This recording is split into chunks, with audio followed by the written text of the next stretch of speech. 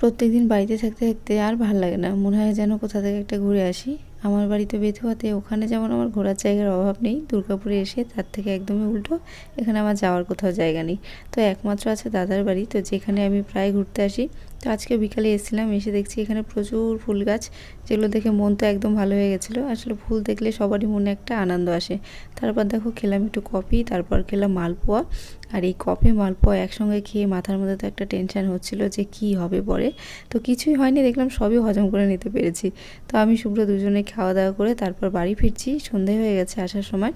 তো পাড়ার একটা দোকানে চলে এসেছি, এখানে এসে দু একটা জিনিস নেব ভেবেছিলাম, দেখছি মালিকই নেই দোকানের আর কি। তো কিছুক্ষণ দাঁড়ানোর পর এসছে, আসার পর আমাদের প্রয়োজনীয় কয়েকটা জিনিস নিয়ে বাড়ি চলে এসেছি। আর বৌদি এখানে দিয়ে দিয়েছে একটু বাঁধাকপি, বলছিল রাতে খেয়ে আসতে, তো খাইনি বলে একটু তরকারি দিয়ে দিল রুটি খাওয়ার জন্য। আর এখানে দেখো দুটো কাপ।